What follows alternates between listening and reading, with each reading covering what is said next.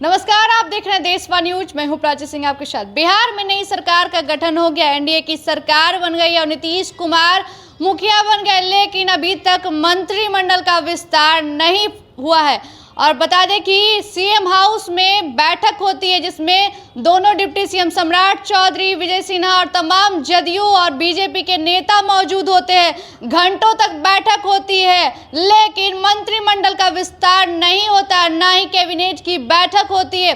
पिछले 2 मंगलवार से देखा जाए तो कैबिनेट की भी बैठक नहीं हो रही है, क्योंकि एक मंगलवार तो देखा जाए तो नीतीश कुमार विदेश का दौरा करते हैं, लेकिन दौरा तो अचानक ही खत्म हो जाता है, जहां 11 तारीख को वो वापस आ जाते हैं, लेकिन अगले ही दिन मंगलवार आता है, लेकिन कैबिनेट की बैठक नहीं होती। आखिर ये जो मसला है, जहां कई बीजेपी के हो और वही जदयू के हो, सभी कोटे से मंत्री बनाना है, जो कि घंटों बातें होती है सम्राट चौधरी से, सभी से मुलाकातें होती है, बैठक होती है घंटों घंटे, लेकिन कोई अभी तक निर्णय नहीं निकला है, ना ही मंत्रिमंडल का विस्तार। वहीं बता दें कि दिल्ली में भी बैठक होती है, सारी मसला पर बैठक होती है, लेकिन मंत्रिमंडल का पेच जो है फंसा हुआ दिख रहा है। क्योंकि एक तरफ देखा जाए कि चिराग पासवान को लेकर, जहां चिराग पासवान और पशुपति पारस को एक करने में जुटे थे जेपी नड्डा, अमित शाह, लेकिन चिराग पासवान और वही उनके चाचा जो मानने को तैयार नहीं। वहीं चिराग पासवान को तो हाजीपुर दे दिया जाता है, लेकिन चिराग पासवान से एक होने का नाम नहीं ले रहे हैं। चाचा एक साथ आने को तैयार नहीं है, और जिस वजह से अभी तक मंत्रिमंडल का जो विस्तार है वो रुक चुका है। क्योंकि बता दें कि कल जब बैठक हुई थी, उसके बाद कहा गया था कि अगले ही दिन यानी कि आज गुरुवार को शाम 5 बजे मंत्रिमंडल का विस्तार होगा।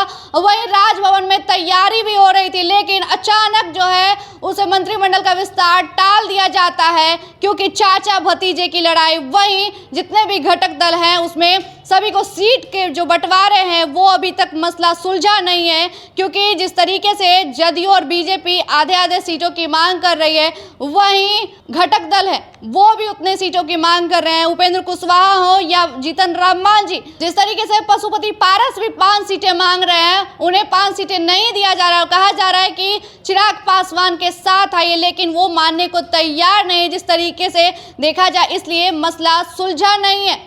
आखिर ये मंत्रिमंडल का विस्तार कब होगा, फिलहाल देखना होगा, क्योंकि लोकसभा चुनाव भी नजदीक है, आचार संहिता कभी भी लागू हो सकता है, ये देखना होगा। क्योंकि अभी तक मंत्रिमंडल करीब 1.5 महीने के करीब हो चुका है, लेकिन जिस तरीके से सरकार बन चुका है, लेकिन अभी तक मंत्रिमंडल का विस्तार नहीं हुआ। लेकिन विपक्ष लगातार इस पर हमला कर रही है, क्यों अभी तक मंत्रिमंडल का विस्तार नहीं हुआ।